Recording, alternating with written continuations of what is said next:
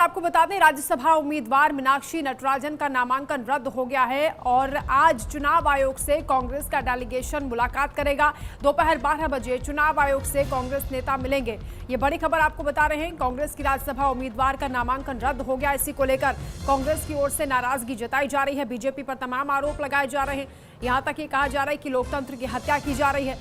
मामला हैदराबाद कोर्ट में लंबित एक मामले का है, जिसको लेकर बीजेपी का कहना है कि ये मामला छुपाया गया, जबकि कांग्रेस का कहना है कि जब कोर्ट ने संज्ञान नहीं लिया है इस मामले पर और ये आपराधिक मामला भी नहीं है, तो इस पर बेवजह ये कार्रवाई की गई है। मीनाक्षी नटराजन का नामांकन रद्द हुआ है। इसी को लेकर कांग्रेस ने विरोध भी किया है। चुनाव आयोग से भी मिलने का वक्त मांगा था। दोपहर 12 बजे आज कांग्रेस का डेलीगेशन चुनाव आयोग से मुलाकात करेगा। इलेक्शन कमीशन से कांग्रेस नेता अपनी बात रखेंगे। राज्यसभा उम्मीदवार मीनाक्षी नटराजन का नामांकन रद्द होने पर यह विवाद गहराता हुआ दिखाई दे रहा है। बीजेपी कांग्रेस में बार पलटवार का दौर शुरू हो चुका है। कांग्रेस का कहना है कि ये सीट चुराई जा रही है। सीट चोरी का आरोप वो बीजेपी पर लगा रहे हैं और यहां तक कहा जा रहा है कि चुनाव आयोग बीजेपी के दबाव में काम कर रहा है। दिल्ली से लेकर भोपाल तक कांग्रेस की नाराजगी, विरोध प्रदर्शन देखे जा रहे हैं।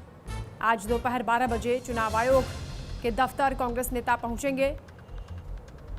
डेलीगेशन वहां पर बातचीत करेगा और अपना पक्ष रखेगा, क्योंकि आरोप लगाए जा रहे हैं कि गलत तरीके से यह नामांकन रद्द हुआ है।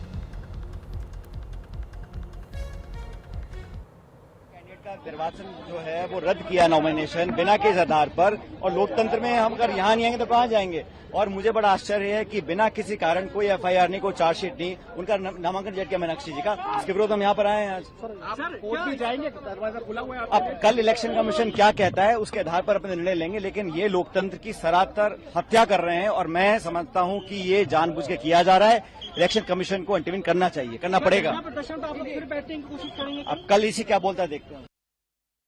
क्योंकि जब 5:30 बजे मध्य प्रदेश के आरोप सुनवाई का समय दिया और यहाँ 5:30 बजे कार्यालय बंद हो गया, तो उसके निर्णय के खिलाफ हम एप्लीकेशन कहाँ देंगे?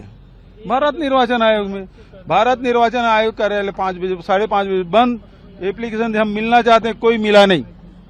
इतने एरोगेंट हैं कि कोई मिला नहीं। हम यहाँ धरने में बैठे तब जाकर हमारा एप्लीकेशन लिया है। बाबू ने हमको एप्लीकेशन देने के लिए धरना में बैठना पड़ा, क्योंकि ये एप्लीकेशन जब हम देंगे तभी तो हम आके सुप्रीम कोर्ट जाने का जो रास्ता तब तो खुलेगा।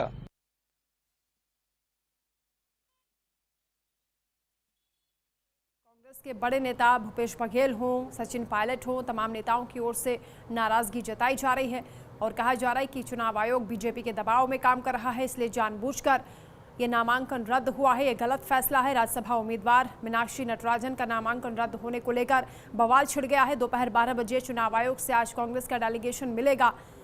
यहां तक भूपेश बघेल ने कहा कि एक शिकायती पत्र देने के लिए भी हमें धरने पर बैठना पड़ा है। कांग्रेस सवाल उठा रही है। मध्य प्रदेश में भी भोपाल में इसी तरीके से विरोध दर्ज किया गया है। कांग्रेस की राज्यसभा उम्मीदवार मीनाक्षी नटराजन का नामांकन रद्द होने को लेकर सवाल उठाए जा रहे हैं। रिटर्निंग ऑफिसर ने बीजेपी की शिकायत पर नामांकन रद्द किया है।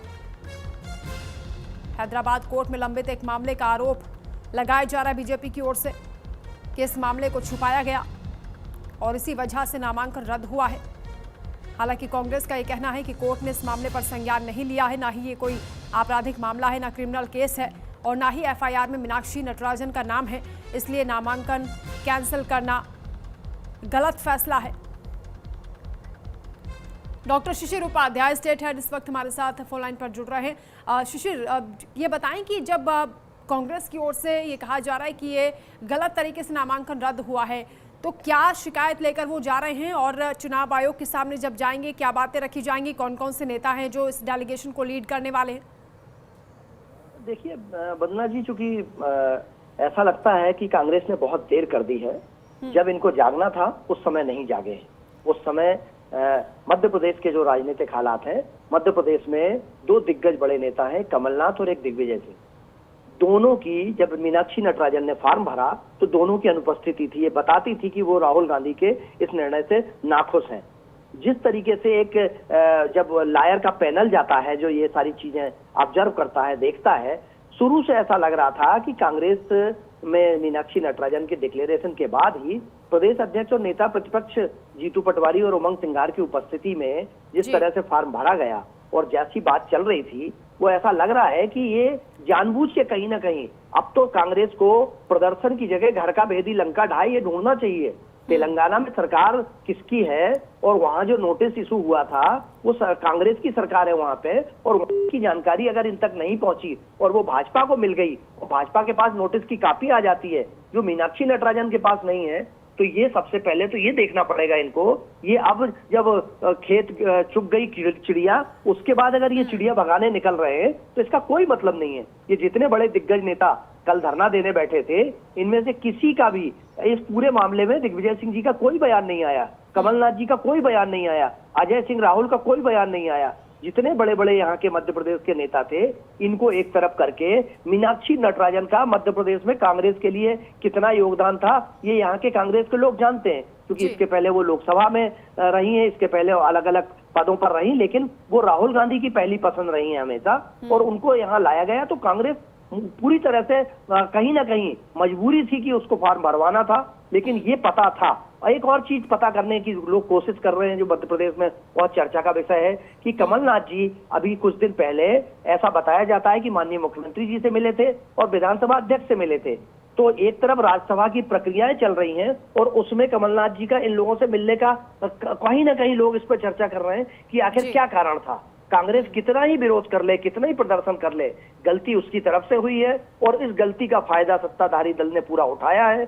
अगर वो प्रदर्शन, कल आपको आश्चर्य होगा कि ये सब सारे के सारे एमएलए वहां पहुंचना था और विधानसभा में जब वहां गांधी जी की प्रतिमा के सामने धरना देना था, वहां 25-30 लोग भी इकट्ठा नहीं हो पाए थे। कितनी गंभीर है प्रदेश कांग्रेस, किस तरीके से वो सत्ता के साथ तालमेल बैठा के चल रही है, इस पर लोग चर्चा करते हैं। उसमें ये इनडायरेक्टली डायरेक्टली ये माना जा रहा है कि कहीं ना कहीं ये कांग्रेस की अंदरूनी गुटबाजी और कांग्रेस की अंदरूनी जो विभीषण है उनके कारण ऐसी नौबत आई है। लेकिन हैदराबाद का ये मामला क्या हमारे दर्शकों को आप बताएं और एक्सपर्ट्स क्या बता रहे हैं, क्या वाकई इस केस में नामांकन रद्द हो सकता है? क्योंकि कांग्रेस का कहना है कि एफआईआर में मीनाक्षी नटराजन का नाम नहीं है, कोर्ट ने संज्ञान भी इस मामले पर नहीं लिया है, ये कोई आपराधिक मामला भी नहीं है। देखिए, चूंकि वहां पर सरकार जो है और ये वहां की प्रभारी है, तेलंगाना की ये प्रभारी हैं और इनका दौरा होता होगा, आना जाना होता होगा। इसके पहले जब चुनाव हुए थे तो चुनाव के दौरान इन्होंने धरना प्रदर्शन किया होगा।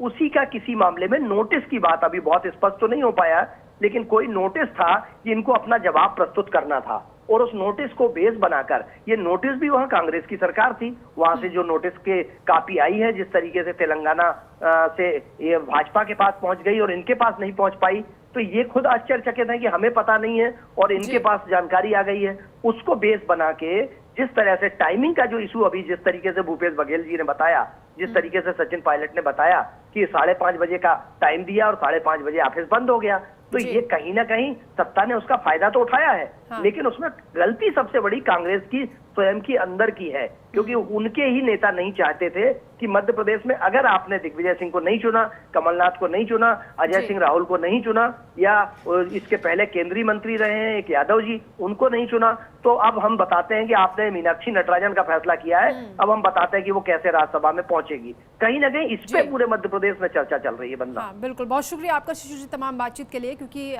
आज मुलाकात चुनाव आयोग से डेलीगेशन कांग्रेस का करेगा, तो देखना होगा क्या कुछ कहा जाता है इस दौरान। अब खबरों में आगे बढ़ेंगे। एक और बड़ी खबर, उत्तर प्रदेश में विधानसभा चुनाव की तैयारियां तेज हो गई हैं। लखनऊ में समाजवादी पार्टी की अहम बैठक बुलाई गई है। सपा प्रमुख अखिलेश यादव की अध्यक्षता में यह बैठक